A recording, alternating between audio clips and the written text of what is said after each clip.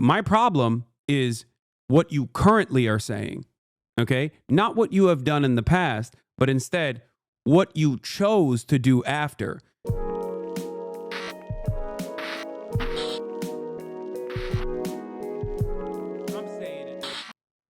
One of the grossest things I've seen from that community is constantly saying, you're pulling the genocide card. You want to know something really sad about that? Half of the instances where I was like, there's a genocide going on, chatters, I don't think this is relevant, was actually me defending Ethan. That's what's so stupid about it, because for the entire year, I didn't pay attention to what the fuck he was saying about Aaron Bushnell, for example. I had no idea what he was saying because I thought it was unproductive. I kept repeating over and over again, foolishly, mind you, telling my chat not to care or consider what Ethan Klein was saying because there were more important things that were happening, like the genocide that was happening that we were covering. And that's what's really interesting about it. Now, cynically, he just uses all of those instances as he calls it the genocide card. Well, we're talking directly about the genocide. So maybe make an assessment on all of the instances where you've talked about Israel and Gaza and why you have so heavily focused on all of the people that are critical of Israel, okay? It's so gross that people even say the genocide card, you know? Careful for the next scary IG story incoming. I know. Like, not even a second where Ethan Klein or his community of otherwise progressive or what remains of his community and what remains of his community that used to be progressive ever think pull the genocide card is an insane thing to say. It is not a card that I'm using to deflect away from serious criticism.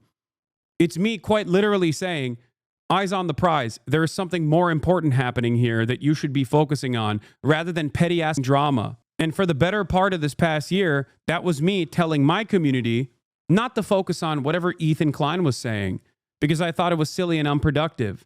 I kept repeating over and over again, hey, he posted on Instagram in 2021 about how he was critical of Israel.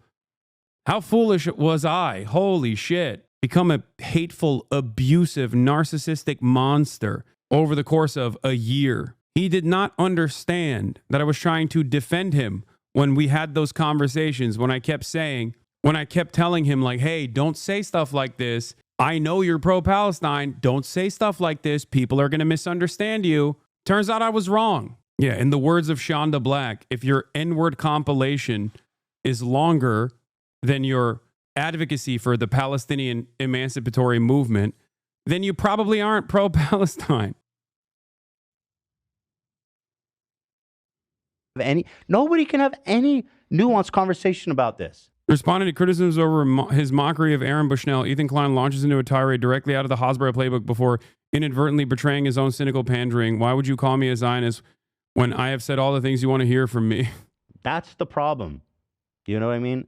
So extreme. My first reaction is this. It was absolutely insane how he stood the whole time. That was crazy. I don't even know how that's humanly possible.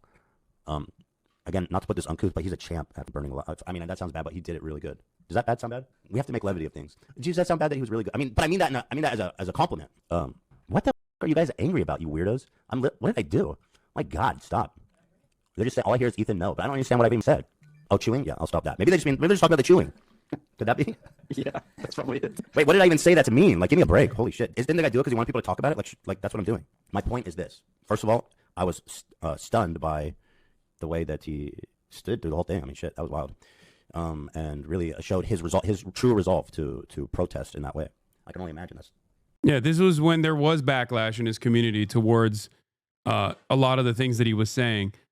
Backlash that was organic, by the way, not backlash that I directed, because at the time when people would send me clips like this, I was like, I'm not going to watch that. I don't care.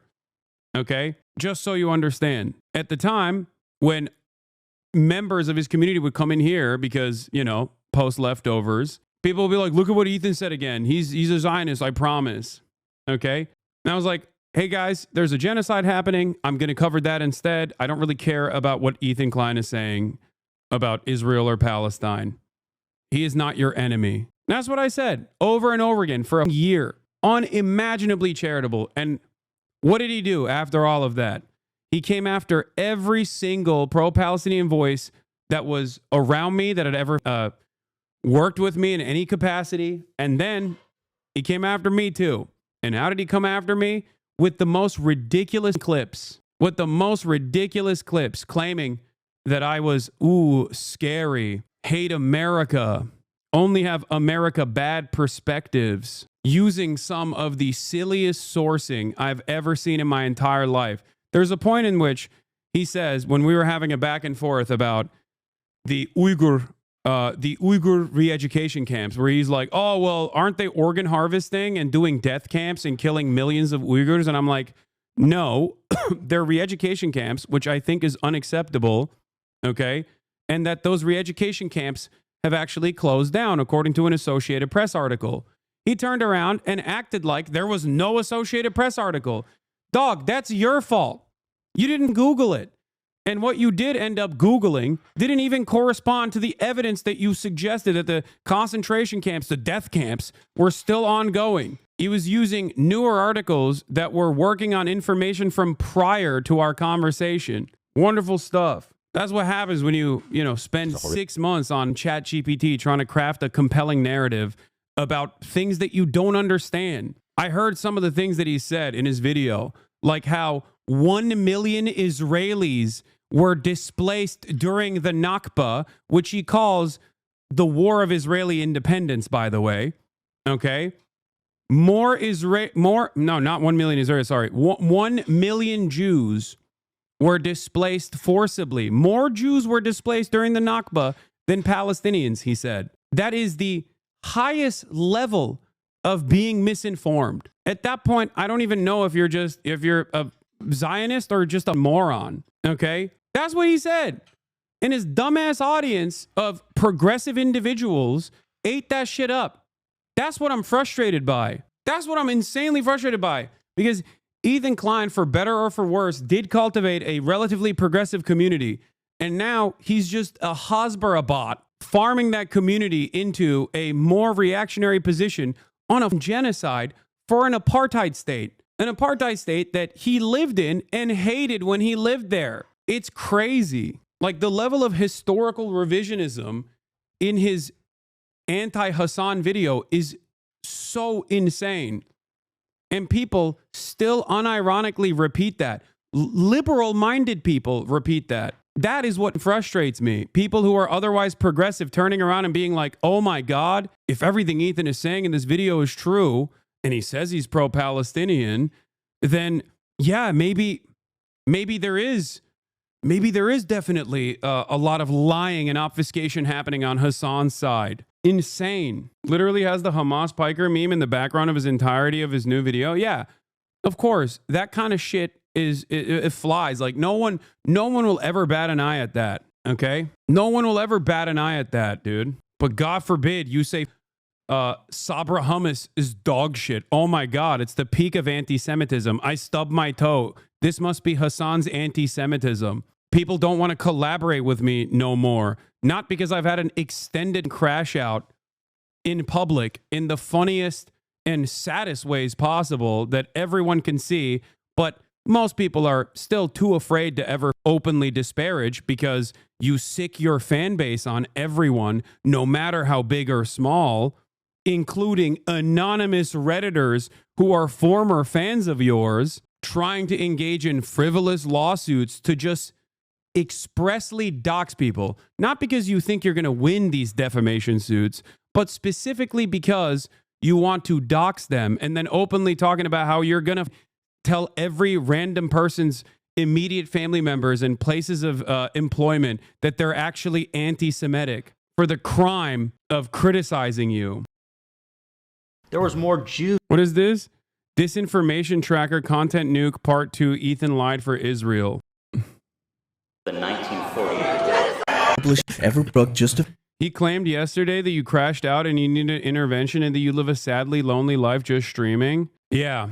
If I'm crashing out because I responded to one goddamn tweet, if I tweeted twice, okay, because I saw something that I consider to be a bridge too far, which is obviously this tweet. If this tweet is crashing out, what the is doing Instagram posts every single day and 8 or 10 videos virtually covering me every single podcast. What the is that? We need a new term for that. If one tweet after months and months of endless chirping is a crash out, what the is this? Yeah, look at this crash out where I said, no way, the guy who ended his podcast over disagreements on Israel's genocide, who spent the last year trying to get every pro-Palestinian voice banned, is visiting Israel like Michael Rappaport. He's going to show us all that there's no apartheid. He even mentions me in this. He can't seem to get my name out of his goddamn mouth. We're planning to go to Israel in June with my parents and all the kids. It's going to be such a great trip. And I'm actually really excited to go there. I want to show you guys. You haven't been there in so long. It's been a long time. What I want to do is show you guys how I see Israel, because you don't see that. When you listen to Hasan and you hear all these mega lefties talking about it like it's some super racist. Yeah, dude, it's so crazy that these mega lefties like Hasan are calling Israel an apartheid state. I wonder what other mega leftists have called Israel an apartheid state. Oh, that's right. Nelson Mandela, dude.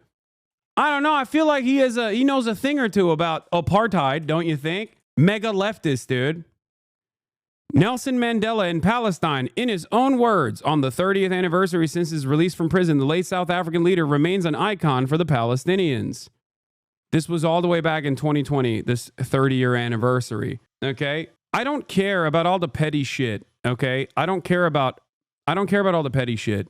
I do, however, care about, especially when we have a fascist administration with numerous tossing Sig Heils left and right as the administrative state is being blown to bits by billionaire parasites. I do care about one of the last remaining progressive communities turning into a reactionary shithole because they're following the whims of a narcissistic madman who can't let go of his love and loyalty to this apartheid state, this settler colonial apartheid state currently conducting a genocide. That is a bridge too far, okay?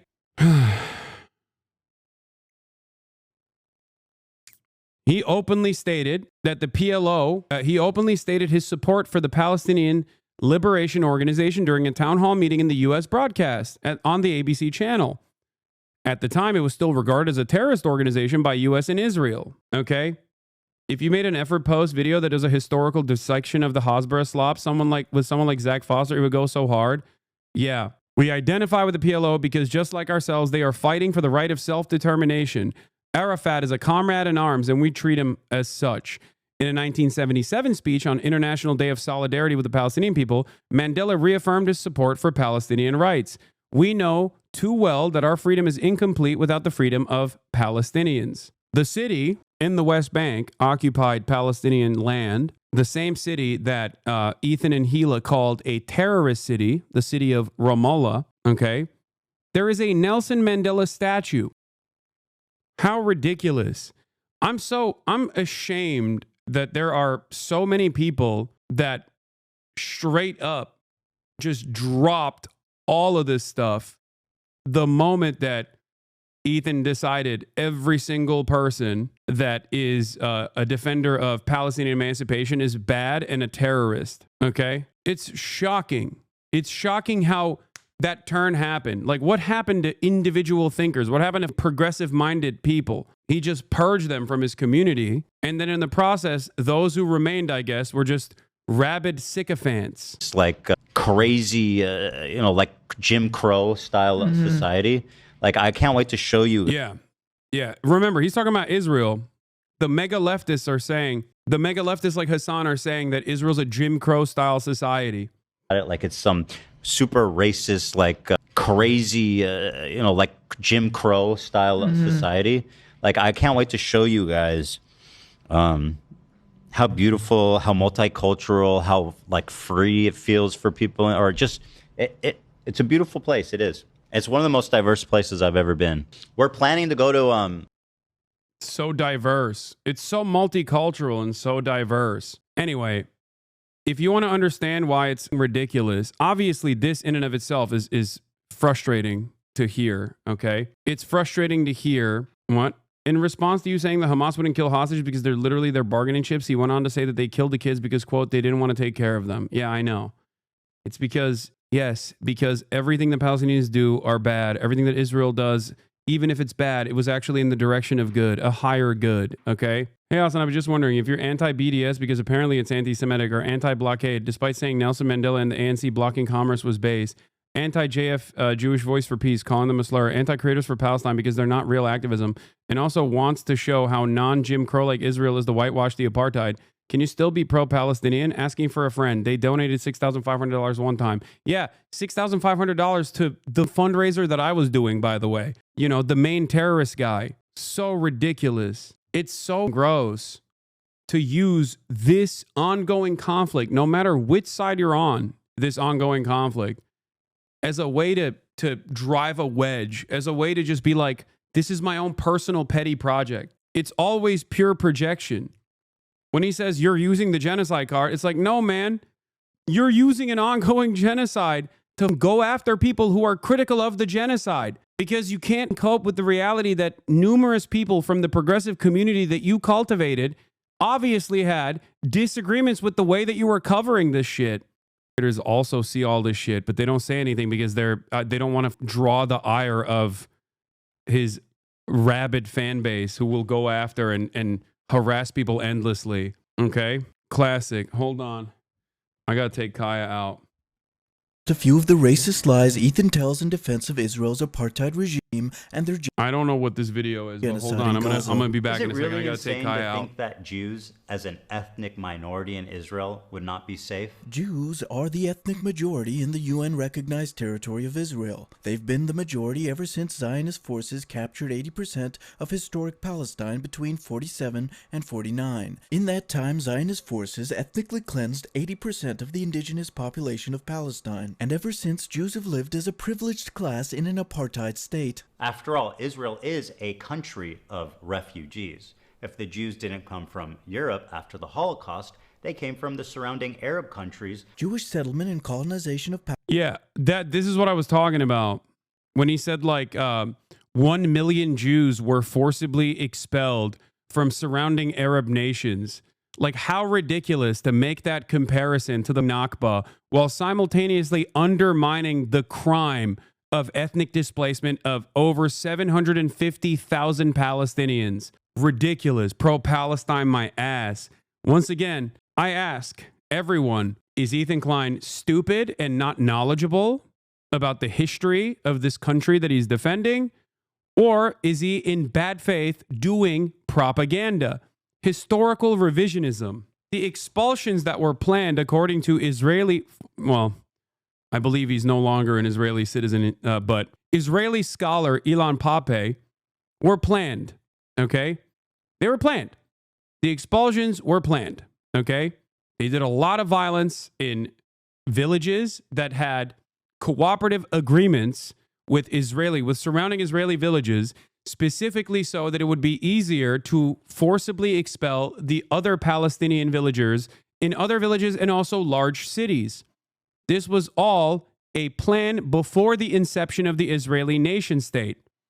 This is a fact that even people who are now pro-Israel, like historian Benny Morris, agrees to.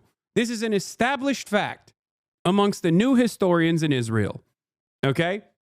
The difference between someone like Benny Morris, however, and someone like Ilan Pappé or Avi Shleim is that Benny Morris establishes that fact and says now that it was good that it happened. It had to happen. Okay? There is a major difference between that and working on Avi Shleim, another Iraqi-Israeli historian, Avi Shleim, and his work on the matter of what happened to the Jews in Iraq, specifically, where the Israeli government literally blew up synagogues in an effort to create pressure amongst the Iraqi Jewish population. Many of these Arab nations did not want the Jewish populations to leave. Okay?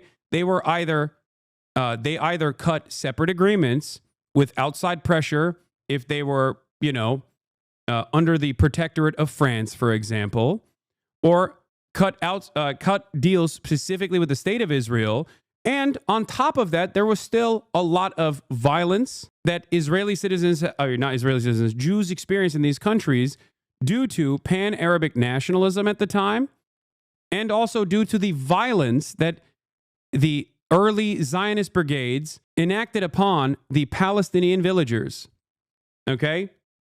The notion that this is in any way, shape, or form comparable to the planned expulsion of 750,000 Palestinians from their ancestral homelands is ridiculous. It is akin to genocide denial, okay? The fact that, I mean, maybe Ethan doesn't know that, to be fair. To be fair to him, maybe Ethan does not know that, okay? But he should not be so confident in saying something so ridiculous, such as the expulsion of Jews from Arab countries, from surrounding Arab countries, was worse than the Nakba, okay? Incredible levels of stupidity. Why is it that Palestinian organizations have actually, in their negotiations process and on numerous different instances, advocated for Israelis to have a right to return to surrounding Arab nations? Now remember, these surrounding Arab nations are not Palestinian, okay? Just make no mistake, because I know that a lot of Zionists like to say all Arabs are the same. They are not, okay? Each individual nation is different than one another, okay? Just so you understand. But the Palestinian delegation has time and time again advocated for Jews to be able to return back to Morocco if they choose to do so, or return back to Iraq or Afghanistan or any other Arab nation where Jews used to live. The Israeli government is not on board with that. I wonder why. Thank you for the 50 gifted subs, Haplois. Palestine began in the 1800s, well before World War II, and the refugees to which Ethan refers actively participated in massacring and ethnically cleansing the indigenous population of Palestine. The point Ethan is making is akin to claiming that the white Afrikaners of South Africa, or pilgrims in America who arrived as poor people with nowhere else to go, should be seen as victims despite their colonization of the land and extermination of the indigenous population. Can you please elaborate on how Nakba is worse than the expulsions from Middle Eastern countries? My Jewish best friend does the exact same argument. I already did. One is a planned expulsion through terror of ethnic Palestinians from their ancestral homelands that Israel wanted to develop a nation state on top of. The other is literally goaded by the Israeli state because it benefits their settler colonial agenda, okay? And yes, there were expulsions on top of that, or not expulsions necessarily, but there were crimes, hate crimes against Jews that took place too, of course, born out of the violence that all of these other Arab nations had seen the early Zionist brigades bring on top of the Palestinian population. But the notion that this was like an instantaneous response and that there was mass purges that took place all around the Levant is ridiculous. It was not planned and prepared. And in many instances, Israel itself, because it suited their purpose of settler colonialism, actually urged these governments to expel the Jewish populations. The governments themselves did not want to expel their Jewish populations. Here is Iraqi British Israeli historian Avi Shalem, one of the new historians from Israel, explaining this. Okay, he wrote an entire book on the subject matter. If Ethan, being someone who is pro-Palestinian and having this massive audience, wanted to actually educate himself on the history of the ridiculous apartheid state that he's trying to defend, poorly, mind you, he could just as easily search this information. So the question remains, why won't he search this information?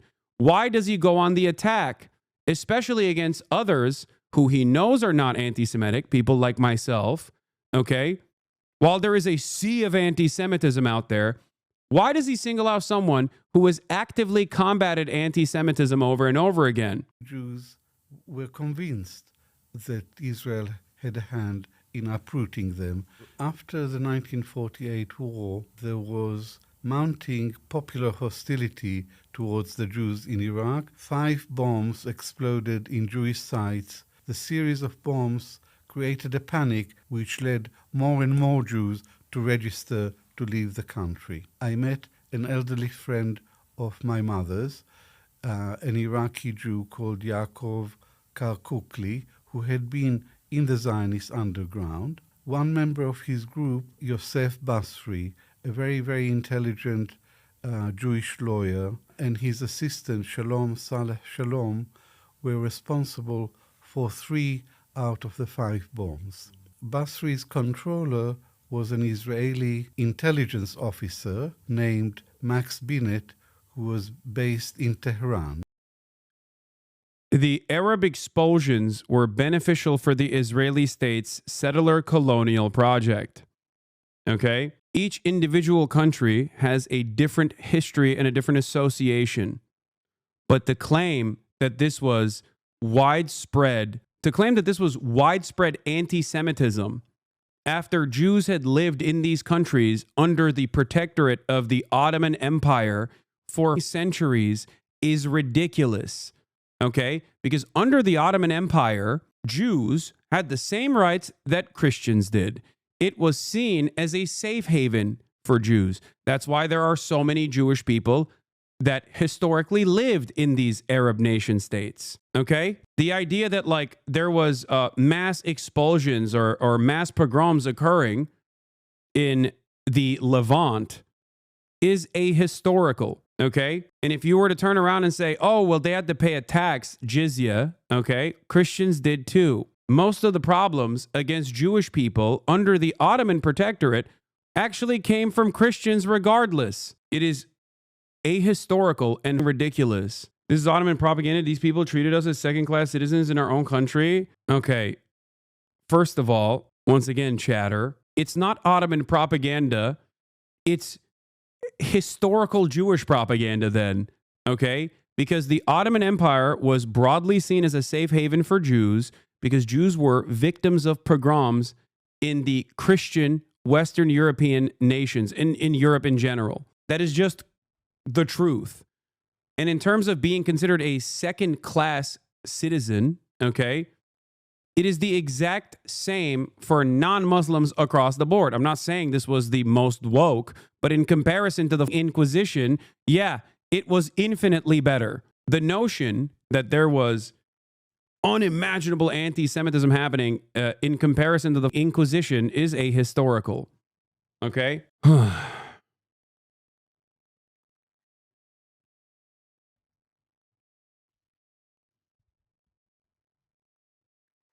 Coexistence with Jews wasn't because of the Ottoman rule. It was under the Arab Caliphate too. Yes. Muslims also paid a tax. They paid a different tax.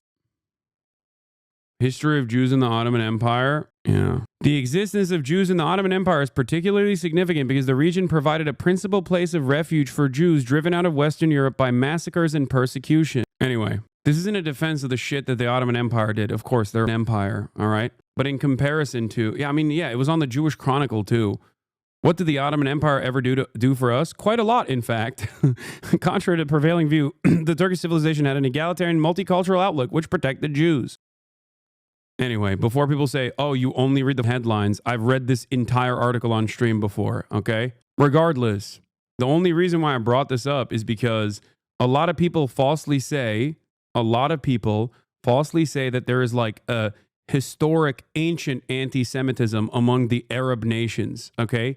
This is not correct. This is completely incorrect. It's a relatively new phenomena that the Western world has very openly passed the torch on after their historic anti-Semitism and their pogroms and the Holocaust.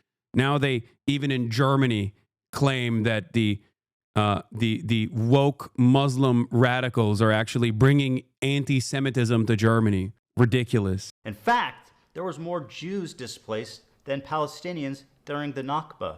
1 million Jews. There is zero. Yeah, I could not believe this is what I meant. This is like insane. factual basis to this statement. The Nakba is the ethnic cleansing of Palestine, which took place between 47 to 49. There was no mass displacement of Jews during the Nakba, approaching anything close to 1 million Jews. Jewish emigration from Muslim countries occurred over the course of decades, and Middle Eastern Jews were not expelled by their respective governments or through military force. The Arab countries got super anti-Semitic against their own Jewish citizenry that had nothing to do with Israel.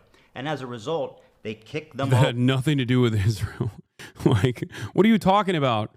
People voluntarily left to go to Israel. Like, what do you mean? It's not the entire story, but Jesus Christ. Out 1 million plus of them and forced them to go the one place they hated the most, Israel. And now those same people that forced them out of their homes are telling them they don't belong there. So if the Jews of Israel are surrounded by Islamic military... So this also is a really funny point that he made in his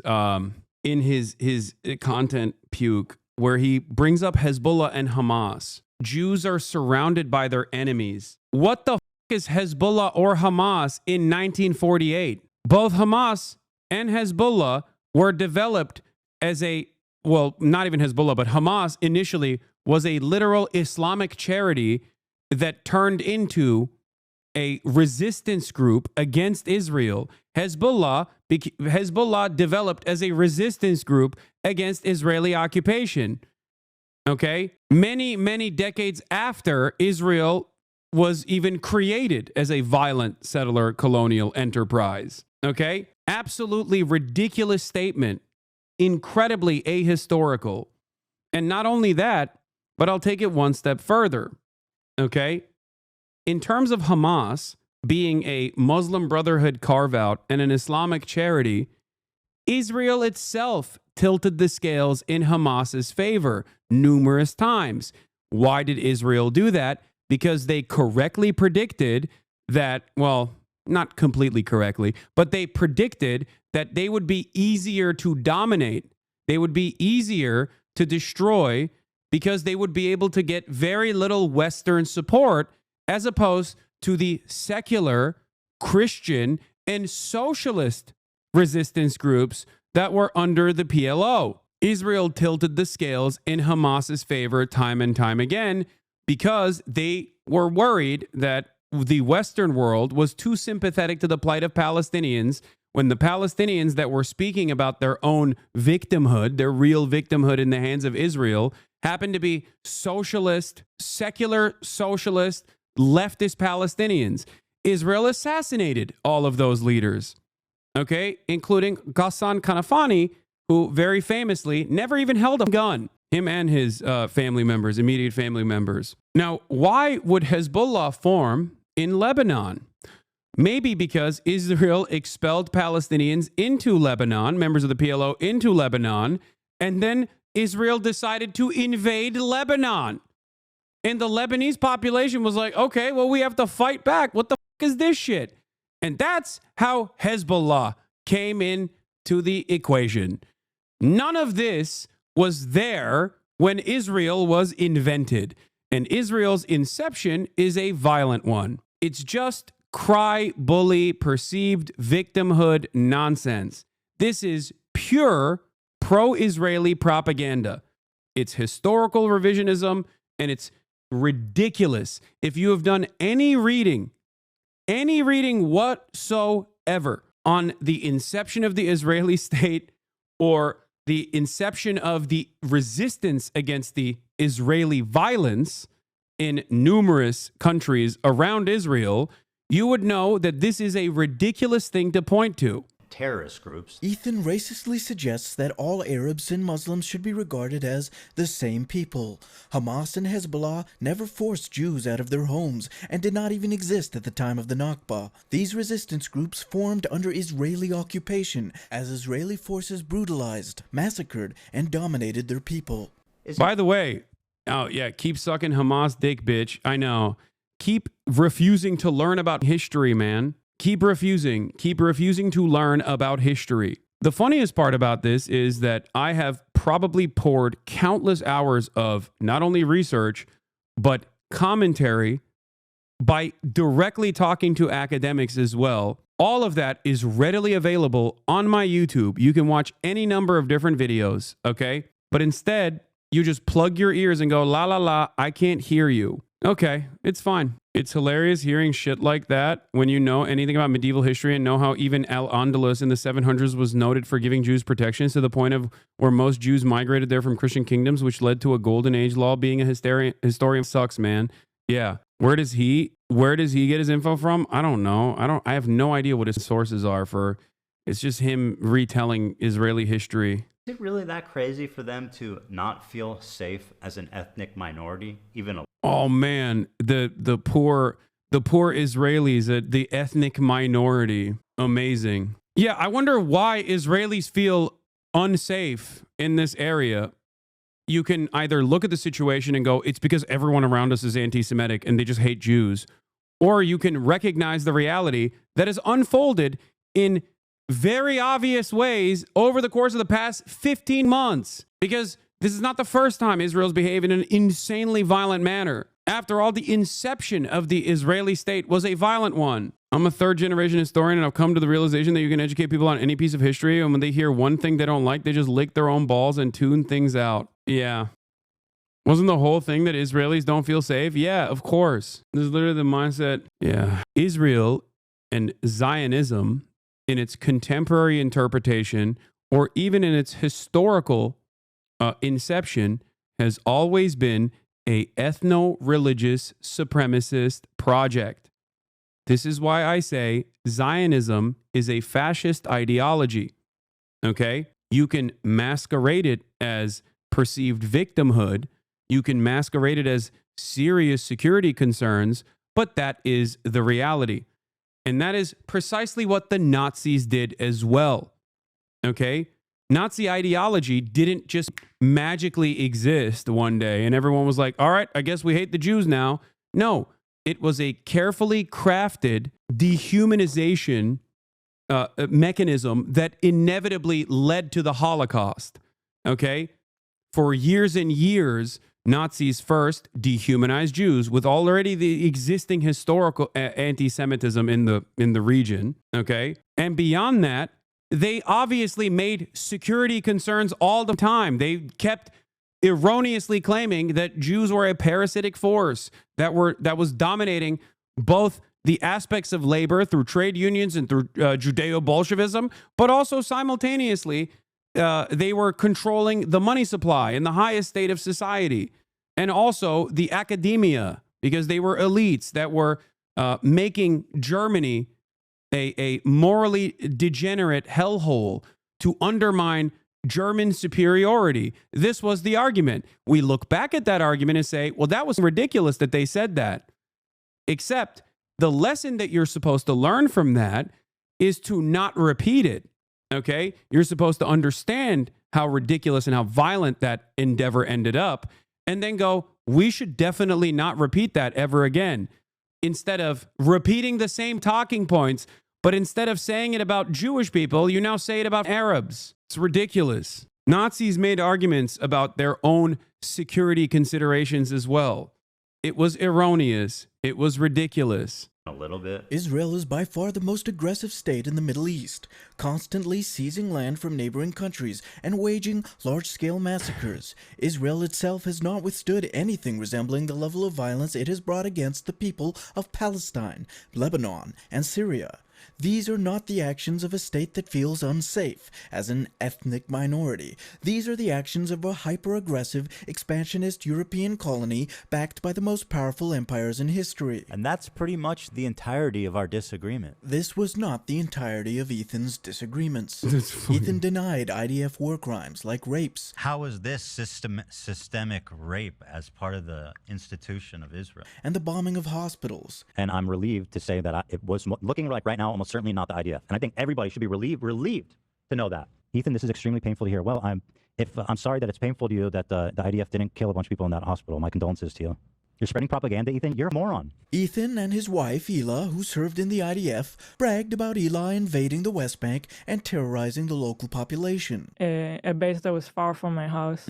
So you go there for the whole week. It was kind of like just more of an adventure. They would go every night on a raid. Right. in Armada. So one time I wanted to go with them just to Every sentence he says is fact checked. Yeah, literally every single thing he mentioned is wrong. I could not believe it. I'm not talking about this piece here, but experience it. By the way, service is mandatory in Israel. Okay, I just want to point that out. And as someone with of veterans in his community, I've always been understanding of people who have gone and served in the American military, and I've even talked to IDF veterans as well. My problem is what you currently are saying, okay? Not what you have done in the past, but instead what you chose to do after. Because if you served, especially when there's, mandatory service, that's one thing. Your takeaway from that experience probably should be, just like the rest of the Breaking the Silence guys, holy, what are we doing here? This is incredibly violent, okay? If you are conflicted about your service, and you think that it was wrong, then that's one thing. If you're still to this day defending the Israeli occupying force and its actions and the Israeli government, and then every now and then claiming that it was, well, we have some disagreements with Israel, then yeah, you're defending Israel, okay? It's additionally crazy that Ethan also spends more time after this. Okay, I'm not going to watch this whole thing. I don't care about this, okay? But Ethan spends the rest of the content puke, I believe, also repeatedly saying that the Yemeni teenager that I also thought might have been a Houthi, because everyone was calling him Tim Houthi Chalamet, a Houthi terrorist over and over again, okay? That's what's so crazy about this, because if you're a random teenager in Yemen, okay, that other people have branded as a terrorist, when in the process of translation, he says some shit, okay? And then we all collectively misunderstand whether or not he actually took over the boats or not, okay? When we find out later that he did not do that, and that it's a tourism destination. And considering that you're making this video a year after the fact, you had all of the time to fact check this stuff, okay? And you still keep calling this 19-year-old in Yemen, who all he has ever known is genocide, by the way, with American weapons, led by the Saudi and UAE coalition, and you just keep calling him a terrorist over and over again because you saw him hold a gun or have one of those historic knives that people in Yemen have. That's a little ridiculous, don't you think? Like, especially when you're talking about raiding Ramallah. He literally was with the hostages, bro. No, he wasn't, dumbass. He was not. He was not. That video is not even from the Galaxy leader, okay? You're wrong. It doesn't matter. I don't even care. I don't even care if he was. That's the other problem here, okay? I don't even care if he was a part of the Ansar Allah movement or if he was an active combatant. I would have interviewed him differently if he said he was. But having said that, what I care about is, what I get angry about is people just like routinely lying about something that is so easily verifiable, okay? Anyway, what's the rest of this? People's efforts. like A lot of people City. Elah called feel like a normal neighborhood. No, it actually looked like a nice city. Elah called Yoav Gulant a really good guy after a year of overseeing a genocide. just the other day, BB fired. Yes, they docked the ship and then they allowed the residents to come on board and tour it. Yes, the 19-year-old didn't actually go out to sea and overtake the ship. Okay? Even if he did, like, he didn't tell me that, okay? What is this? Ethan Klein's community calls raids on families in the West Bank. 2 years that I served in. Ethan Klein's community calls raids on families in the West Bank justify police action. The raids violate international law. They're meant to terrorize the population. H3 radicalizes viewers into racist extremists. Compare the soldier's description of raids to Hila's. Because people keep bringing it up, here's a clip where Hila talks about the one raid she went on as a ride-along. No, she was not out there murdering people nightly. And Ethan and Hila even talk about how it was a complex situation. And while they were justified policing actions, they can also understand the fear and frustration of the Palestinians. This is from 2017, by the way, not new information. Yeah, justified police action. Bank, which is very different than defending Israel. You can apply for it, and it's a All the time. Here. In front of me was not any more human being. Yeah. base that I liked. A base that was far from my house. Were you revolted by what you had witnessed? Yeah, definitely yes. It was kind of like just more of an adventure. Every Palestinian in front of me was not any more human being like me, was an enemy, a potential terrorist. You went on like a mission with them Mm-hmm. to like a terrorist city? Yeah. If Palestinians will get the feeling that the IDF is all the time everywhere, they'll be afraid to attack. So what do you do to give them this feeling? You make your presence felt. You start your night shift patrol. They would go every night on a raid. Right. In Ramallah. So one time I wanted to go with them just to experience it. Break into a house, Palestinian house, of course. Not a house we have intelligence about. I'm the sergeant. I lead the patrol. I choose a random house. I walked with them to one house. Wake up the family, men one side, women the other side. Search the place. You can yourself imagine the dynamics, yeah? You see people in the house, and then it's like the soldiers just walk into the house and look through their shit. Jump from one roof to another. Come out through another house. Wake up the family. 24 hours a day, 7 days a week. It didn't stop. Yeah, this is a practice of deliberately terrorizing the Palestinian population in occupied Palestinian territory in direct contravention of international law, just so you understand.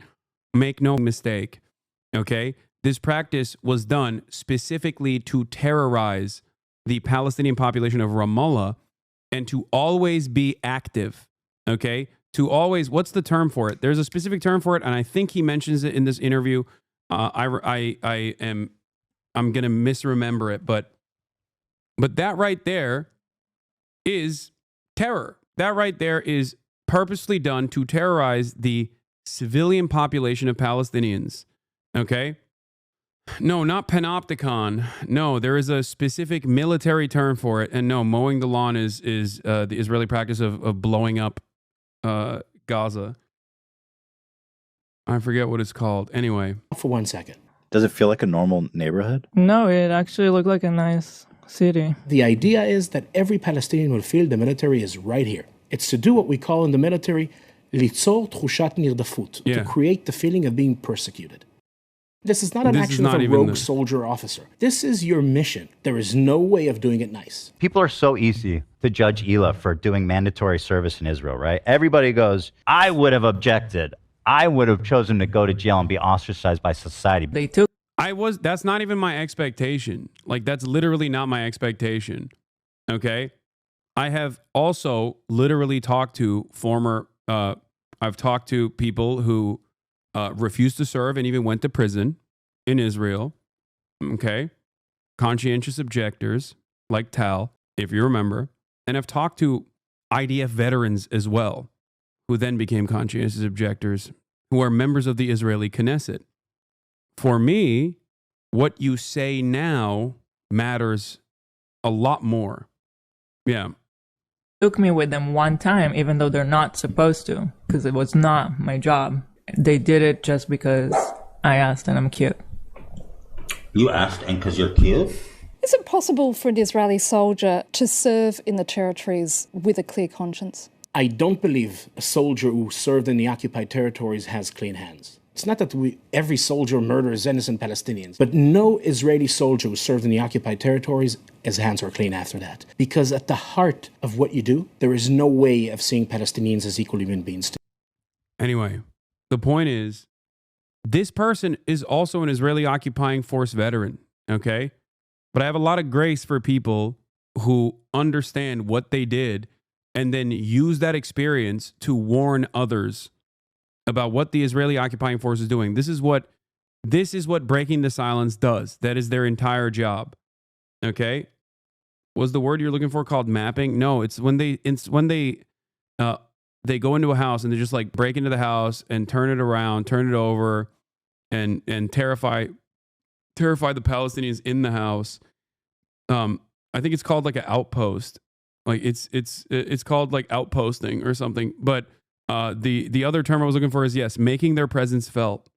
That is the deliberate reason. Yeah. The point and purpose is making their presence felt. That's why they do it nightly. Anyway, it's a common practice within occupying forces. I mean, Americans do it too. A really good guy that a lot of people are pissed about, and he fired him because they had a disagreement, and that's like so Trump coded. He was like a moderating voice in the war room. Yeah. אנחנו מטילים Like even this stuff, like saying Yoav Golan is a moderating voice when he's literally charged by the International Criminal Court for being a war criminal. Okay, I'm willing to entertain the notion that you just simply don't know. But my problem in that situation is like you have a massive audience, man. You have a massive audience. Don't you think you have a responsibility to at least learn the truth? Like what the fuck are you doing? It's crazy to me that Ethan did more research scouring the Sex Pestiny subreddit, looking for clips out of context to create this like comprehensive argument that virtually no one, with the exception of his own community and already pre-existing haters of mine, loved. Okay? The remaining members of his community. He spent more time researching that shit than reading a single book about Israel. You know, people's efforts to smear him because he wasn't like anti-genocide enough. Fuck Joe Biden. Respectfully. That's fine. I personally think he was actually a really good president. It's a funny thing about me. I don't like terrorism and I don't like terrorists. What is terrorism? It's intentionally targeting civilian population for political goals. Oh, he's going to call out the IDF here, right? I assume. Ethan and Hila literally bragged on their podcast about terrorizing Palestinians in the West Bank. You see people in the house, and then it's like the soldiers just walk into the house and look through their shit. Does it feel like a normal neighborhood? No, it actually looked like a nice city. Now, just how little rights do women in the Houthis Yemen have? Well, according to this, there's been 1,181 violations committed by Houthi rebels against women. According to this? What is this? This was the other thing that I was going to mention. He just cynically puts article titles to beef up the actual argument that he's presenting. And virtually every argument, if you look at the year, you're like, wait a minute, 23/02/2021. That's an interesting time to be writing about Yemen and what the Houthis were doing in Yemen. And then you actually look at it and it's Saudi propaganda. Okay? Here, let's look this up. Yemen, women captives. Yemen, women captives recall ordeal in Houthi prisons. Where is it? This. Ethan doesn't indicate the source of this information. Instead, he cites dubious, often Saudi-funded sources, making claims like the Houthis brought back slavery. They brought back slavery. We think the Houthis, Ansar Allah, is doing what Luffy would do. The problem... Wait, slavery in Yemen by Al Jazeera World? There is no way he posts that without actually looking at the video, right? Exclusive. Houthis restore slavery in Yemen. Anadolu Ajans. This is the Turkish state media. Yemen. Women captives recall ordeal in Houthi prisons.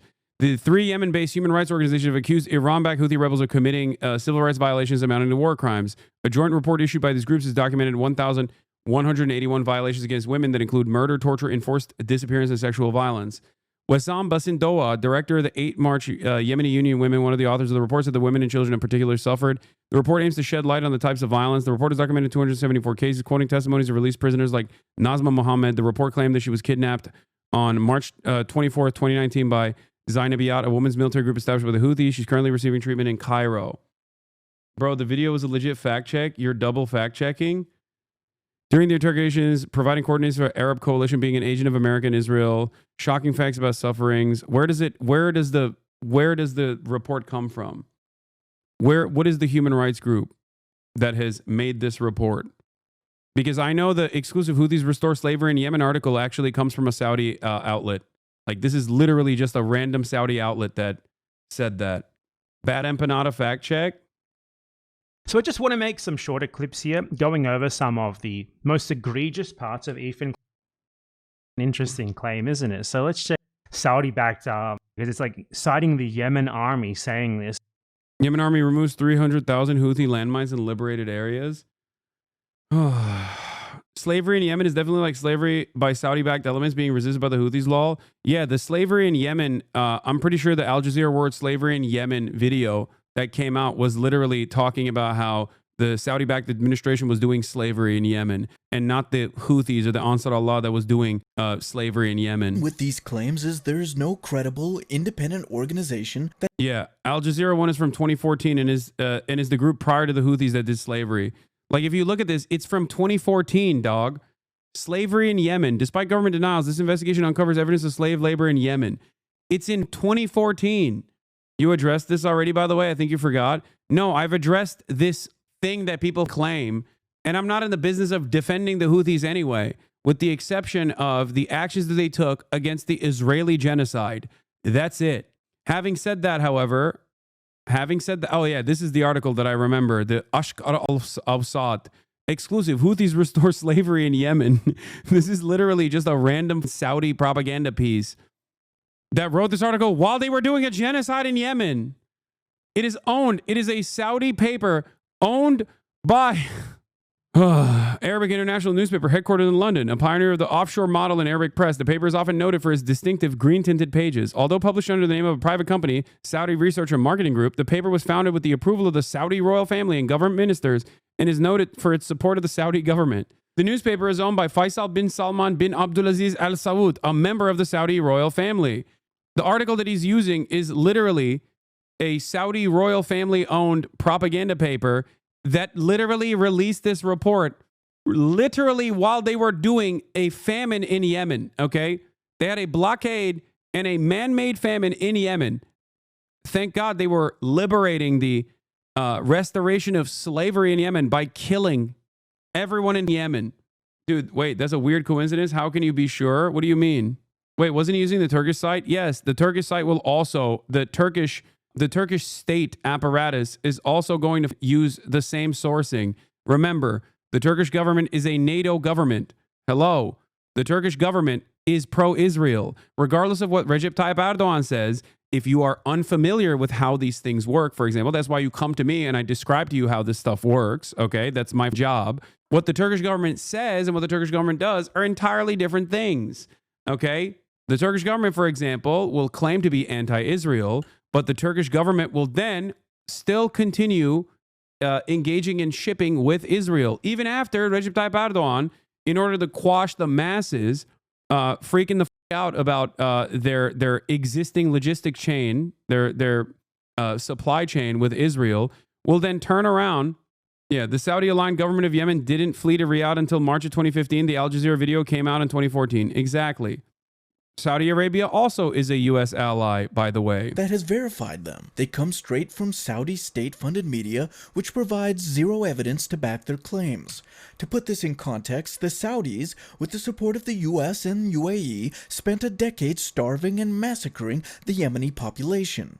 As they murdered hundreds of thousands of Yemeni people, Ansar Allah, also known as the Houthis, were the only resistance to the genocide of the Yemeni people. Yet Ethan uses Saudi state-funded propaganda to push the claim that Ansar Allah are the bad guys. All right, so these guys are clearly the bad guys. This is a truly lazy and low-effort form of propaganda. Ethan shows a handful of substanceless headlines about the Houthis published by the same... Yeah. Also, here's Aldan Marki, who is a Yemen researcher, by the way. I don't want to entertain this whole Houthi slavery nonsense, but it's been going on far too long that I feel compelled to address what is always admitted, historical context and socioeconomic nuance. Yemen is an incredibly poor country, has been so for most of its modern existence. Yemen was never actually allowed to develop as a cohesive, centralized state because the colonial powers in Saudi Arabia saw an interest in boosting and bolstering the socio-political influence of Yemen's tribes as a counterweight to the governments in Sana'a and Aden. The tribal group still lived according to feudal pre-Republican social norms, and the Republican jurisdiction rarely ever affected them. When Colonel Ibrahim al-Hamdi rose to power in a bloodless coup in 1974, he immediately decided to disband the Ministry of Tribal Affairs in order to limit the authority of the tribes and to unify authority under one central leadership. It worked. Problem was, by doing so, Hamdi had essentially shut off Saudi Arabia's man access to Yemen's state apparatus and had to be dealt with accordingly. He was murdered in 1977 and a puppet figure was installed in his place. At every turn, indigenous Yemeni progress has been stifled and objected by the United Kingdom, the US, and Saudi Arabia. Fact check. Fact check comes from, again, the Saudi...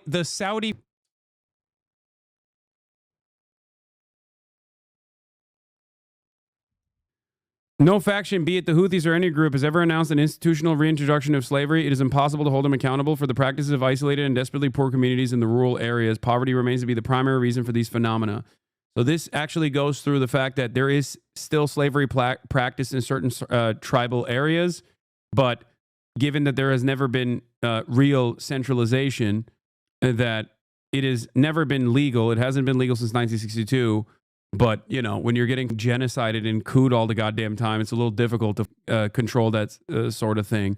But the notion that the Houthis that actually restored the practice of slavery is an exclusive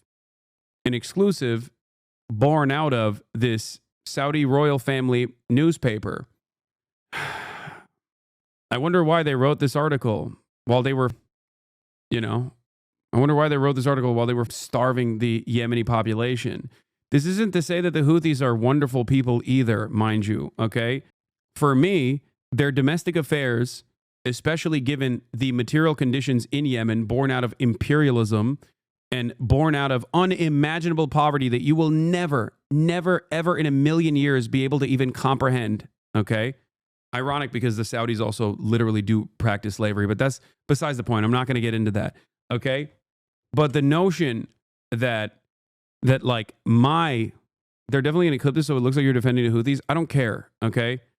The only defense of the Ansar Allah movement that I will ever give the Ansar Allah movement is in defense of their blockade and the implementation of a blockade in the Red Sea in order to stop Israel, in order to cripple Israel financially, which was successful, and to stop Israel from doing a genocide. The blockade ended when the ceasefire began. They even released the hostages, which ironically enough, Ethan doesn't feature in this video either. But it doesn't matter. He's like, oh, nobody knows what happened to the hostages. Oh, okay. Forces which have been genociding the people of Yemen, and then states that they, not us, are clearly the bad guys. In Ethan's world, committing genocide against Arabs and Muslims is worthy of praise, as in Joe Biden or Yoav Gallant. But resisting genocide... He says that you're dodging and the source does not matter when the facts are there. This is what him and Dan were saying about the Reddit article. It's the crazy level of propaganda on that channel. That's insane, dude. What do you mean the source doesn't matter? They are the ones who are doing the genocide. Also, this source doesn't even say what Ethan thinks it says. This is from 2014. This is the Saudi-backed government doing slavery, or at least not correctly punishing slavery that was existing in the tribal parts of Yemen, in some of the most impoverished parts of Yemen. In one of the poorest countries on the planet, the Houthis weren't even in power at this point. This is like an irrelevant thing to point to. It's like claiming Abraham Lincoln did slavery by pointing to the Confederates, okay? And being like, the American government loved doing the practice of slavery under Abraham Lincoln. It's ridiculous. Is bad. Ethan's coverage of the Houthis is so lazy that he gets basic facts wrong, like when he suggests that the crew of the Galaxy Leader is missing. And once again, the crew is still MIA for over a year. That crew has already been released, and prior to that, they were in contact with international organizations to verify their safety. Like, this came after, this came before Ethan's video was released, if I'm not mistaken. Yemen's Houthis released crew of seized cargo ship Galaxy Leader. And their location. Next claim is that it's owned by an Israeli company. It's not. It's being chartered by a Japanese company, and the boat's owners are registered in the Isle of Man. The owners of the Galaxy... Oh, damn. No way, dude.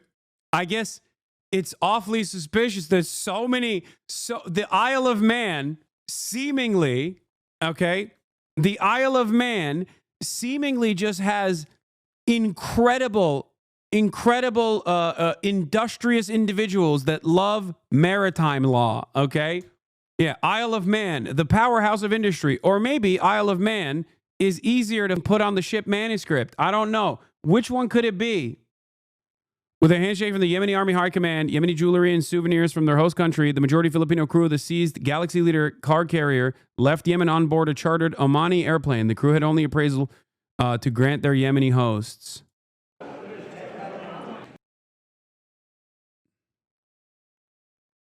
Once again, this also came before Ethan releases content puke. He could have just, figured this out as well. It seems like he just omitted key details here. Galaxy leader are Israeli. The boat is registered in the Isle of Man for tax purposes. This is embarrassingly lazy work. Now let's move on to everybody's favorite terrorist organization, our friends in the north. It's Hezbollah. Where do I even begin? You should begin with the decades-long Israeli occupation of Lebanon, where Israeli forces and Israeli-backed forces I'm going to assume he's not going to mention any of that. carried out repeated massacres of Palestinian refugees and Shia Muslims in southern Lebanon. Hezbollah formed to push out the Israeli occupation, and over the years Hezbollah has successfully repelled multiple Israeli invasions. The practice is what is referred to as a flag of convenience. Thank you. They participated in the slaughter of over 500,000 Syrian civilians to help a dictator, Bashar Assad, stay in power. They indiscriminately bombed over civilian centers, and they killed hundreds of thousands of civilians in what can only be described. By the way, if Ethan can find any instance where I've defended Hezbollah's actions in Syria, okay, any instance where I have defended Hezbollah actions in Syria, I'm done. Okay, I'll shutter the operations. Okay, no clip chimps. Okay, no clip chimps whatsoever, because I've never defended the actions of Hezbollah in Syria. For the record, Described as a genocide. Ethan baselessly attributes Hezbollah did a genocide in Syria, but Israel is not doing a genocide. the in entire Gaza. civilian death toll of the Syrian civil war. By the way, does Ethan think Hezbollah has? Does Ethan think Hezbollah has air superiority? Does he think Hezbollah has fighter jets and the capabilities of deploying 2,000-pound bombs? Like when he says that, like what does his audience go? They're like, yeah, that tracks. Hezbollah. This is complete nonsense. Ethan discounts civilians killed by Assad's forces, rebel forces, Al-Qaeda, ISIS, America, Turkey, and others. Ethan, like a moron... Okay, it's a little redundant to say rebel forces, ISIS, and then say Turkish forces. Just saying.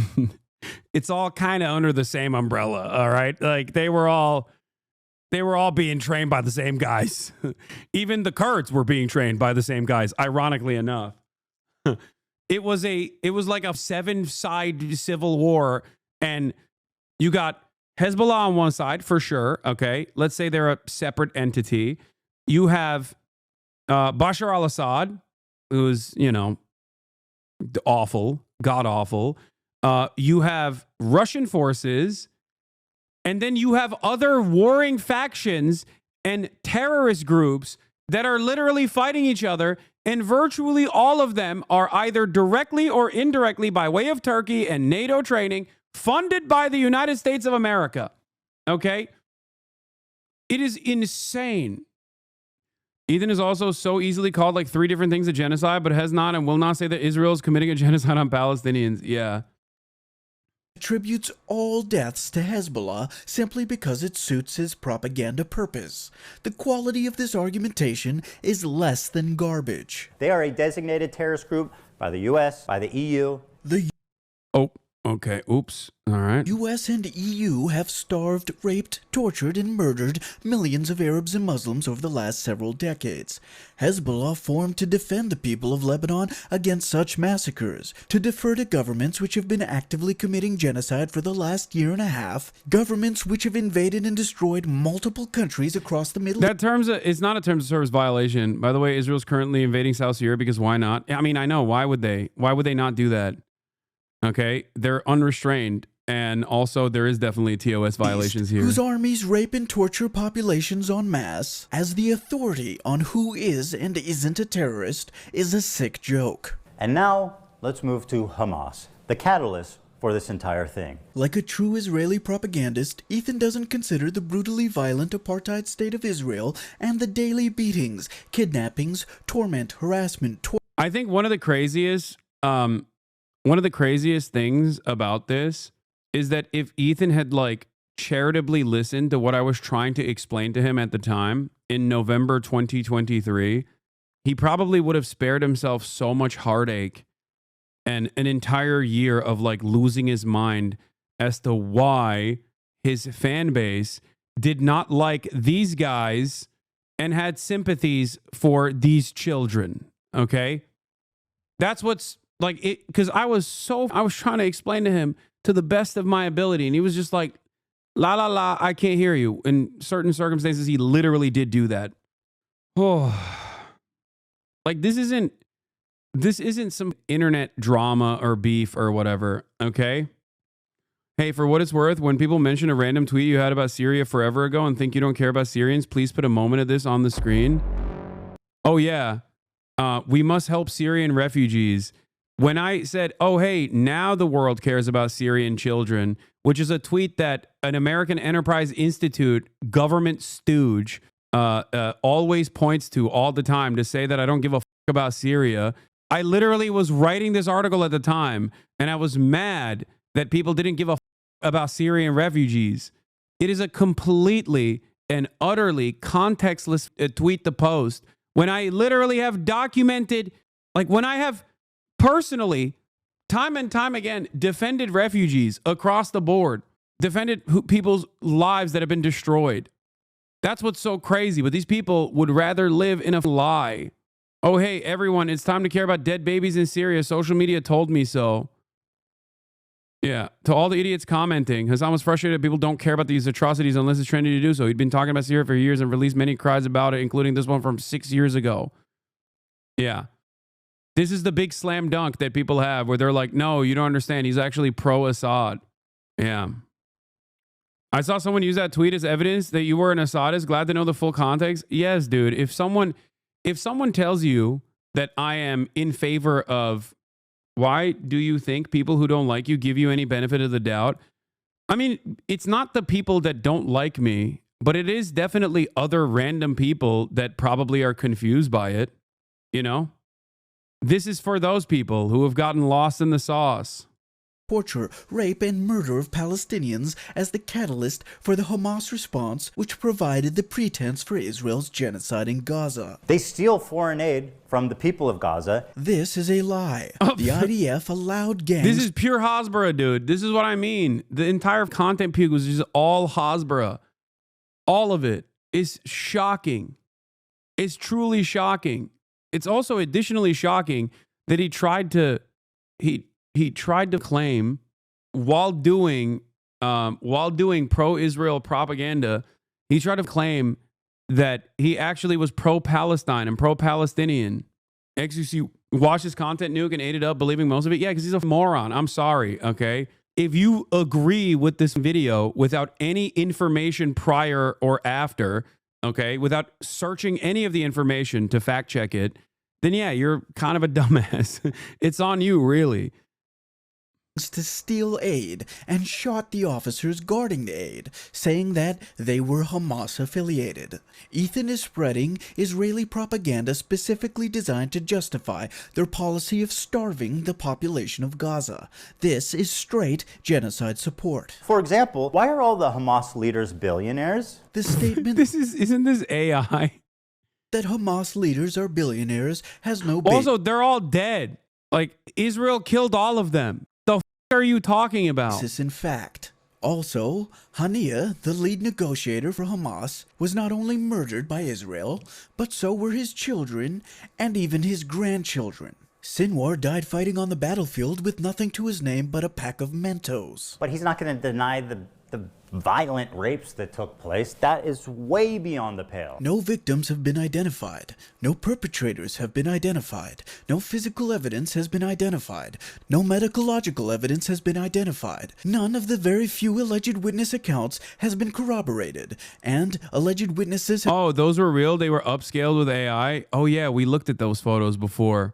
Have been exposed as grifters. The UN was not allowed to conduct an investigation by the Israeli government. The only thing UN staff were allowed to see were photos of bodies posed in ways that were potentially indicative of sexual violence. However, Israeli media has confirmed through their own investigations that volunteers manipulated and posed bodies while fabricating stories of rapes which never occurred. Therefore, the limited photographic evidence which is available has been tampered with and cannot be deemed credible. The accusation of rape denial coming from Ethan Hasan crashing out hard lately. No. Don't ban that guy. Come on. What am I, Ethan Klein? Unban that guy. Come on. This is the other thing that Sex Pestini's community loves doing. Sex Pestini will do like 1,000 videos a year on me. And then the one time I respond to it, they're like, oh, dude, you're obsessed with him. And I love that they've basically transferred over to Ethan's community and they do the exact same thing. If you think me watching a short piece of his content puke that is being fact checked, okay? If you think that that is crashing out, then I think broad coverage of every little thing that Ethan claims is happening in my life, and multiple Instagram story posts every single day, and an overall refusal to actually face me and talk to me man to man, mano y mano, while still hiding behind his Instagram stories and his comfortable hug box that he's designed for himself. I think that probably warrants 1 million crash outs in that situation. What's with the green screen that looks like crap? You think this is a green screen?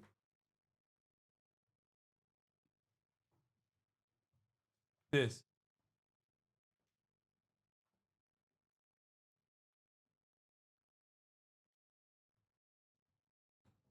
Chatter, I'm literally wearing green. I'm wearing green currently. Are you okay? They're going to come up with some bullshit complaint about how you're going out of your way not to watch it directly or something. That being said, I really do think you should consider watching La Bamba on stream. Yeah, I don't really care. He can complain about it all day, every day. I've already made it very clear. If he wants to talk to me, he can. Is quite rich, considering Ethan himself has denied IDF rapes of Palestinians. In new footage, Agam reveals that sexual assault and rape was a regular component of the life as a hostage in Gaza. Doesn't matter if rapes happened on October 7th. Hasan, maybe you would like to call her a liar. Wait, what? Yeah. Doesn't matter if rapes occurred on October 7. This does not change the dynamic of Israel's genocide for me one bit.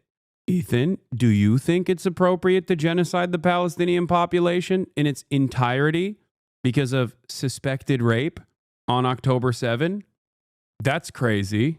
And also, that very clearly is a clip chimp. Like, that's not even a full... that isn't even a full statement. This was his piece de resistance. You could tell he was sweating when he edited this. I know. It's so sad.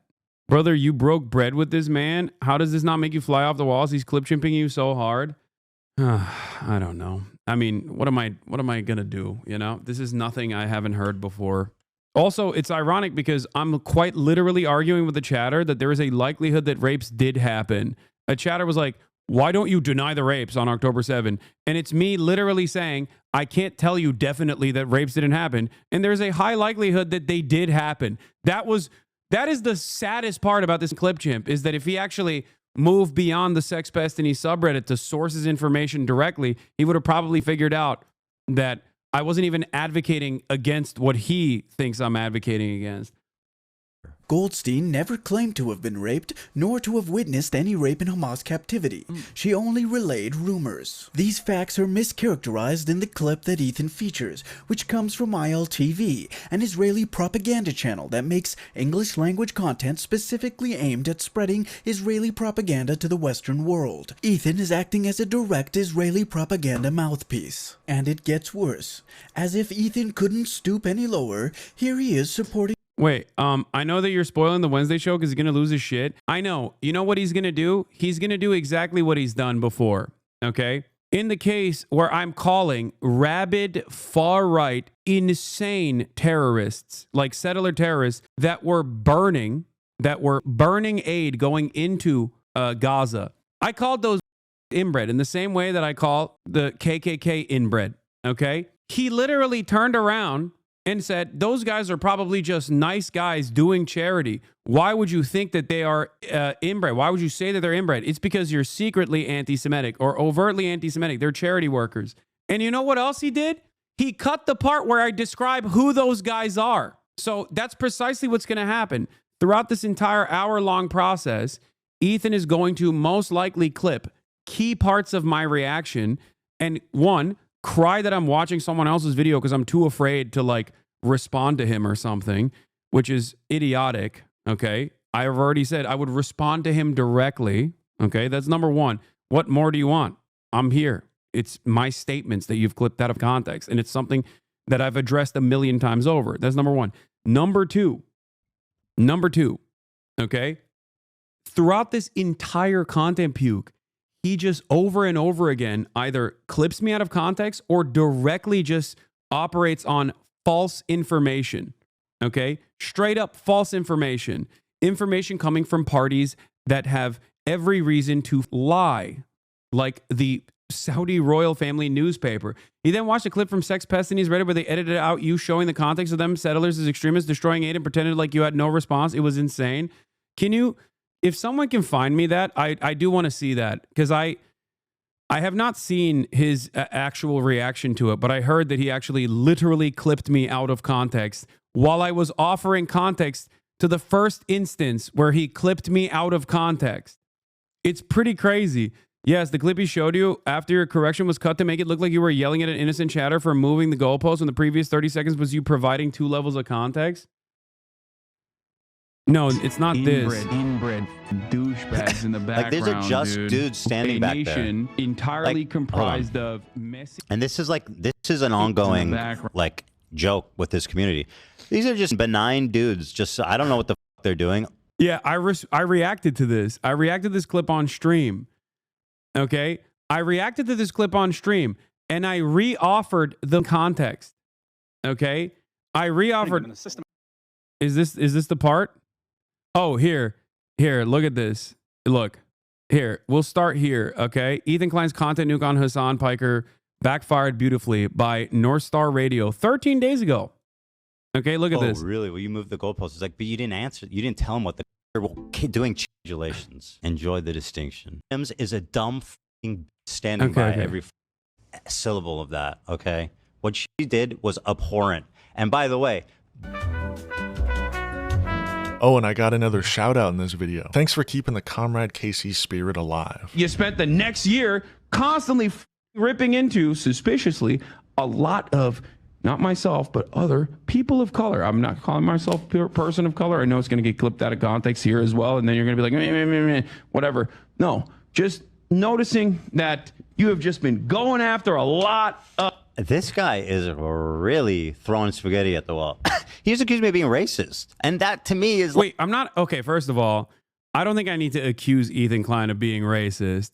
I think there's plenty evidence to show that, you know, you have said and done a lot of racist shit, big dog. You are currently defending an apartheid state that is doing a genocide by attacking every pro-Palestinian content creator. That in and of itself, before we get to the N-word compilation... Which, by the way, ironically, he used like my bro tips videos to be like, oh, the gloves are off, dude. There is literally a metric ton of horrifying things that this dude has done, including but not limited to the Boston bombing thing that I saw recently, which is so psychotic. I'm not going to play it. Okay. Like, it is shocking that bro tips videos. Exactly. It's like videos that I've literally addressed a million times over. And he turns around and he's like, yeah, those videos. Yeah, dude, I learned. I was 21, by the way. You were like 30 when you were saying, you were my age when you were doing N-word compilations, okay? Jesus Christ. You were my age now. Yes, I've grown from my past reactionary perspectives. I've addressed them on leftovers alongside him. Like, my eyes rolled all the way in the back of my head if I had a seizure. Going after brown people, I'm assuming he's talking about people like Frogan and others who, by the way, I have never attacked unprovoked. Every single time I've talked about Frogan was a direct response to her. Every time. So what, she's brown? That's your takeaway? Is that because she's brown? That's the only reason I care that she's making fun of October 7th victims? That she's brown? That's for real? Are you being serious right now? Are you actually being serious right now? You're actually making this point right now. Okay, exactly. This is the brown people that he's talking about. All right, I don't care about this stuff. All right. With this content nuke that took 2 months, he makes a fool of himself twice with this one clip. First, it's on H3 Show 105. where Ethan reacts to a compilation of Hasan calling Jewish supremacists inbred. Inbred douchebags in the background. Like there's a just dude standing back there. Entirely Like, comprised of messy. And this is an ongoing like joke with this community. These are just benign dudes. Just I don't know what the they're doing. It looks like they're doing charity or something. It looks like they've got water or boxes or something, like they're helping. And he's going, oh, look at these. Thank you for the 100 gifted subs. Wait, benign. They look like they're helping. They look like they're helping. I wonder what the context of this was. It's like, bro, who are you? What are you? Who are you? Like, how dare you? Yeah, so Ethan just... Does he know? I mean, if he watched the whole video of me talking about these guys, he would have known. But no, of course he doesn't know. Now, the reason why I'm bringing this up is specifically to tell you that because he is a malicious actor, he is bad faith, he does not give a f about the context, okay? He doesn't give a f about the context. And you'll see exactly what I mean by this. Not only does Comrade Casey describe the context of who these guys are, they're settler terrorists who are literally burning aid. Settlers trucks from entering Gaza and stealing and destroying the... This is the context. This is who I was calling inbred. He's so mad that I'm calling these dudes inbred, okay? Inside. They're not doing charity like Ethan thinks they are. This comes just days after... Ethan doesn't think that they're doing charity, man. He knows he's lying to his audience to be He's lying to his audience to do pro-Israel propaganda, to present prominent pro-Palestinian voices as purely anti-Semitic, okay? And it's not a particularly sophisticated way to do this either. It's very dumb. That's what's so crazy about it, because as long as his audience doesn't seek out the truth, as long as his audience doesn't look for the context, or maybe they do look for the context, and then they go back to Ethan and say, hey, Ethan, why did you lie about this? I found the context of this. Maybe you didn't source your content puke that well, right? You'll get banned. That's it. Israeli settlers blocked aid trucks headed to Gaza through the occupied West Bank from Jordan. Footage of the incident shows settlers raiding the aid trucks, throwing food into the road and setting fire to vehicles at the Tarkumia checkpoint near Hebron in the occupied West Bank. Palestinian truck drivers say they fear for their lives after the attack. We went to the checkpoint, and after the check, we were surprised to see settlers on the roundabout of the checkpoint. They damaged the cars, they tore the tires off the truck. Anyway, this stuff is providing additional context, but here... But once again takes it out of context and makes himself look like a fool all over again. And at a certain point, people are going to be like, you're using these sorts of clips out of context? Bro, he is so pathetic. First of all, he hasn't watched the video. And this is like one of his main go-tos for any criticism. It's always like, well, why are you deliberately cutting the second time I address the context? Why are you doing that? You know, why are you doing that? Out of context. He hasn't watched the video. What's out of context, bro? Your reaction is out of context. You got no context. Notice how you move the needle. You move the goalpost. Yeah, he literally clips it so that this is me addressing how Ethan cut the inbred thing out of context and then simultaneously called these guys wonderful, wonderful people, okay? Remember, settler terrorists who are engaging in an act of burning aid that's supposed to be going into Gaza at this point. I said that it's out of context. You demanded I describe to you what the context is, and you immediately moved on, and you're like, well, that's not the major point of the... But you didn't... What is he talking about? Apparently a chatter is calling him out like, he says, how do you know the context? You haven't watched the video, I'm assuming. Was it? But then he goes, oh, really? Well, you moved the goalpost. It's like, but you didn't answer. You didn't tell him what the context is, so... There was no kick. When you move the goalpost, you're moving it further from the kick. There's no kick. At a certain point, you have to understand, like, okay, well, if this is incorrect, do you like being incorrect? Can anybody tell me what the he's talking about? He hasn't watched it. I have. He hasn't cited anything that's out of context. The video, this is precisely why I said having a back and forth over clip chimps is never going to be productive. This was the reason why aside from the fact that it really pisses him off, and I think that's kind of funny, and he even cried apparently on camera because I hadn't watched it. Once again, the reason why watching the context puke on stream is not something that I'm terrified of. I will address it face to face, so you can't clip me out of context in person. That's it. That's it. Because you did it after the fact. He's talking about, oh, you're incorrect and you like, what is he talking about? How do people watch him?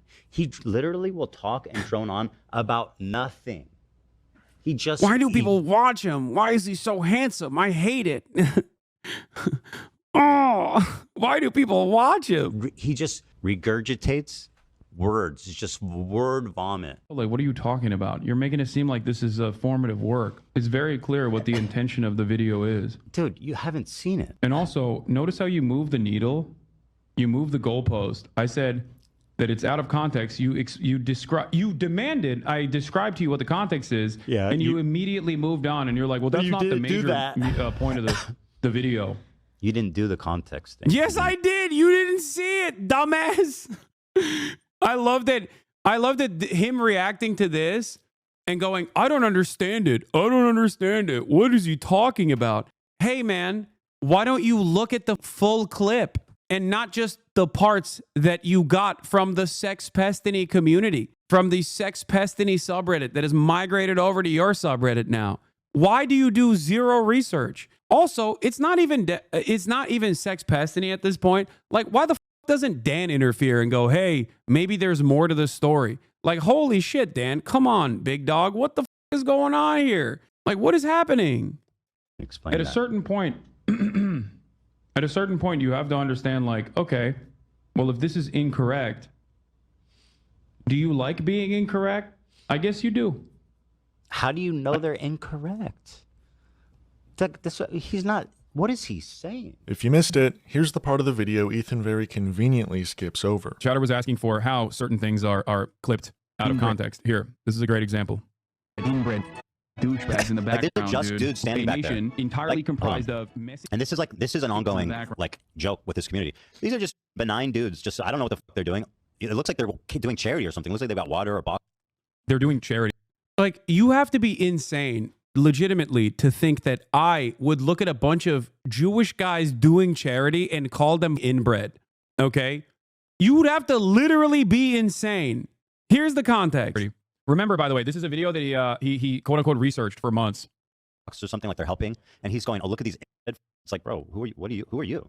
Like, how dare you? Guys, the Israeli police is investigating the attack on the Gaza aid convoy. Israeli security forces are paid to stop this happening. They either could not or would not, but clearly did not prevent Israeli settlers attacking an aid convoy yesterday from the West Bank bound for Gaza, where, say aid agencies, hundreds of thousands of civilians face famine. But during the unloading and loading, settlers attacked these trucks, destroying the products and burning them in a systematic act of sabotage.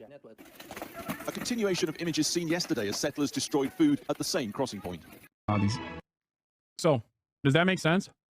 Do you understand now? Every single clip that he used, every single one is exactly like this. Where's that one chatter who asked that question? I assume he f***ed off immediately after coming in and saying, like, this is, he said some other stupid shit.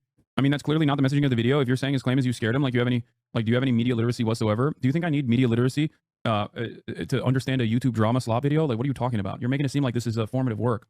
It's very clear what the intention of the video is. And also, notice how you move the needle, you move the goalpost. I said that it's out of context. You demanded. Oh, wow. So now this is doubly cut, doubly devoid of the context. Okay. The initial clip is presented to make it seem like I'm saying, like, oh, random Jewish people are like Jews are inbred or something like that. Okay. Then he plays that on his stream where I react to a chatter and explain to the chatter how Ethan actually purposely manipulates clips to drive home a point about my supposed anti-Semitism, okay? And then when I react to that, he clips that out of context too. He just chops the context again and again. This is precisely the reason why entertaining the content puke is idiotic. I'm sure on Wednesday, he is going to do a couple different things. Is Wednesday the day that he's, tomorrow he's going to be live, right? He'll lie about a bunch of shit. He'll then turn around, okay, and say, Hasan is too scared of my brilliant content puke. Okay. He'll say, Hasan is terrified of my content puke, my intellectual prowess. I've dominated him in the marketplace of ideas. Then he'll turn around and clip a bunch of shit that I looked at today out of context to extend his crash out. This is why this is a purely unproductive, idiotic thing to entertain and engage in. Okay? I stand on my position, and that is that Ethan Klein is doing Hasbara, either because he's stupid and doesn't know the history of the nation state that he's trying to defend, or because he's malicious. Okay? It's got to be one or the other. Either you're stupid and you don't know the history of Israel, or you don't know the history of Palestine, or you are intentionally obfuscating the truth. Maybe it's a bit of both. I don't know. Or maybe it's a secret fourth thing. I genuinely don't know. Okay? And people in the chat are saying paid. No, he's not paid by the state of Israel. You guys are stupid. Okay? That's ridiculous. This is entirely too narcissistic. But ultimately, it's one or the other. We just looked at even a couple different instances where he just straight up does not understand how the Nakba occurred. He straight up compares Jewish people from Arab nations voluntarily moving to Israel or leaving their countries, some of which were literally pressured by the Israeli state, because that was the settler colonial project's goal, was to bring as many Jews to Israel as possible, because that's what you do when you're a settler colony. Okay? And he just straight up incorrectly interprets all of that to a degree that I think is unconscionable and completely propaganda for the state of Israel. That's it. He is doing propaganda for the state of Israel. There are so many people, so many resources, academics that he could rely on. But no. Okay, take a look in the mirror, my friend. 46-month subscriber. Debate lording at 10 p.m. is crazy. My brother in Allah, you are watching an edited video from your own community. First of all, this person is not... Wait, what? Oh my God. Wait. 46-month subscriber went, take a look in the mirror, my friend. My brother in Allah, and then said the N-word. Bro, are Ethan fans okay? Is this a Sex Pestiny fan or an Ethan fan? Like, how does that happen? Bro just said the N-word with the ER. Did he get hacked or something? What is this? One content puke later. Normal guy otherwise, okay? Normal guy otherwise, Nick Pollum fan, okay? Will is the best. And then watches one content puke and instantly just saying the N-word. Are you all right, dude? What the? This dude had a mental break, I think. He was a fan of mine a couple years ago, too. I really want to investigate what happened here. You know what I mean? Like, I want to unban him to ask him. Oh, they unfollowed. Following since October 1st, 2020. Unfollowed after 5 years. And his last message in the chat is just the N-word with a hard R. Wow. I guess we'll never know what the happened. Oh, he's an Asmongold fan? I'm out after Asmon's comments? No, he's not saying he's after. He's out. He's not an Asmon fan. You can't say that he's an Asmon fan from this. Oh my God, account suspended or deactivated.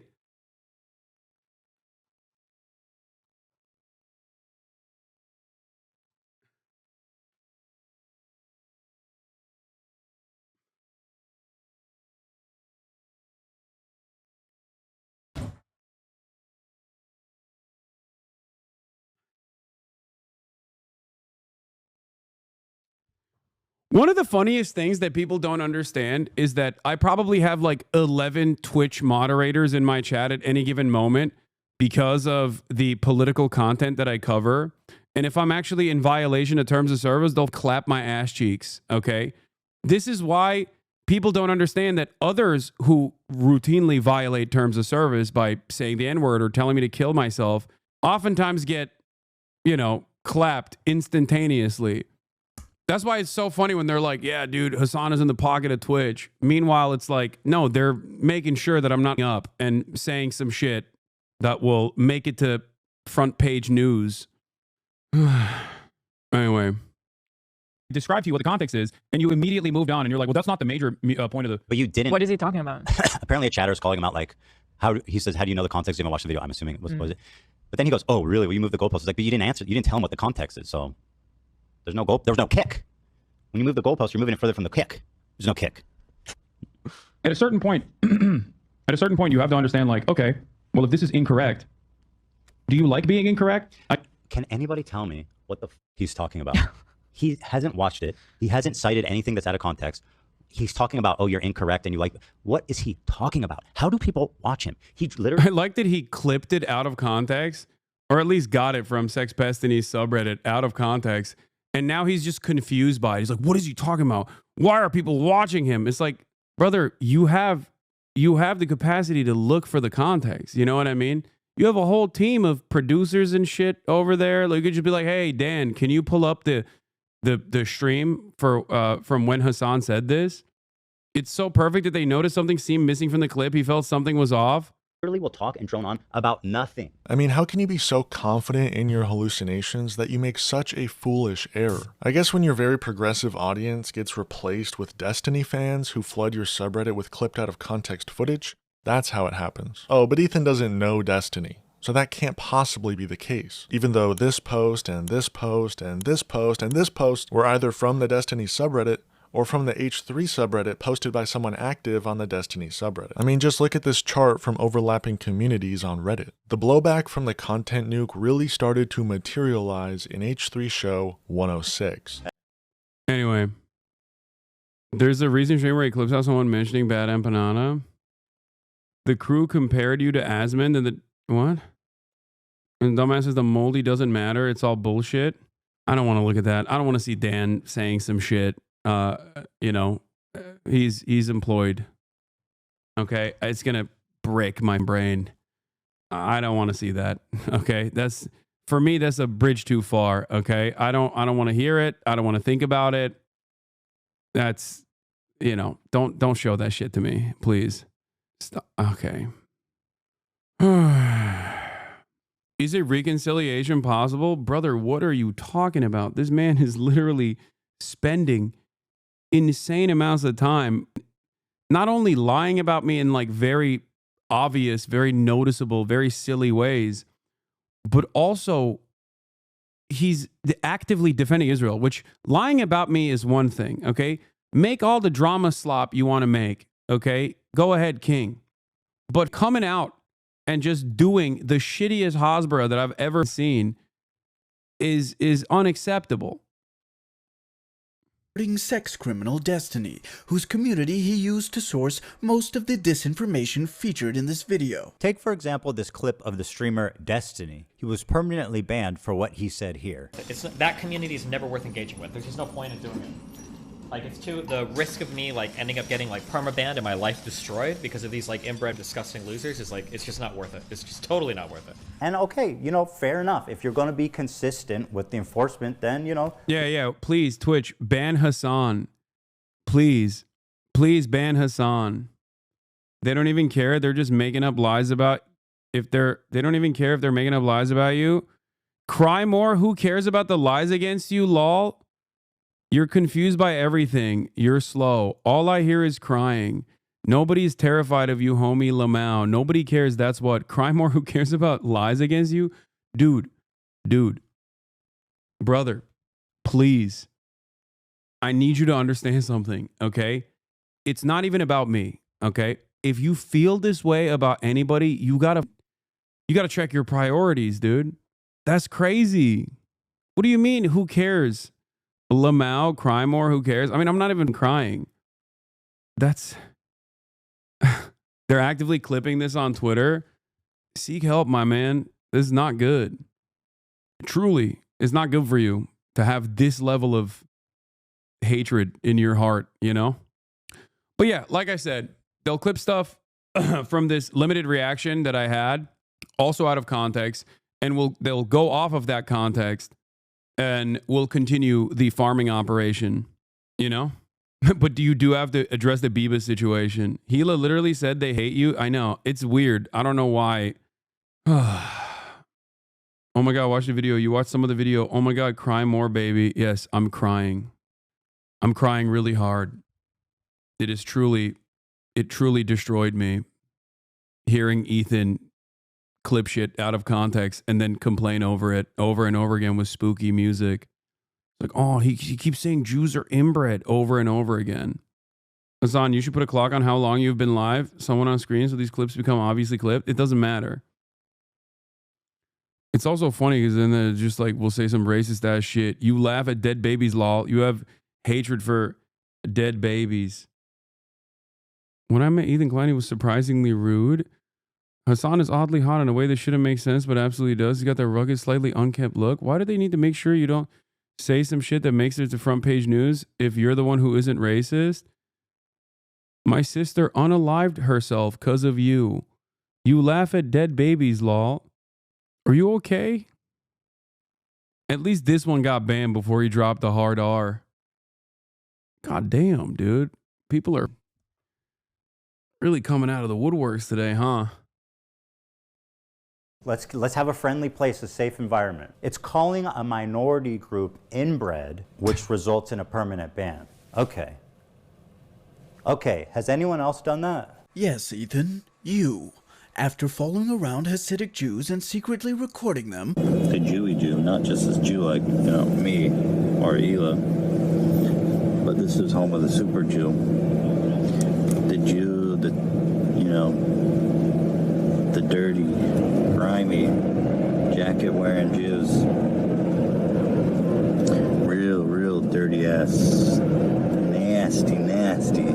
You went on to say that they are inbred because nobody else could want to reproduce with them on account of how filthy they are. Yeah, Ashkenazi Jews were all inbred. To be honest, there's like stinky suit wearing, like, bro, you have to be very generous to a Hasidic Jew. They wear the suits, they got the hats, they don't shower nearly enough, they rock the black suit. They stink, bro. Ethan's supposed outrage over anti-Semitism is clearly fake. He is singularly concerned with criticism of Israel, and even insisted that Twitch put a Jewish organization, heavily implied to be the ADL, in charge of censoring criticism on Zionism.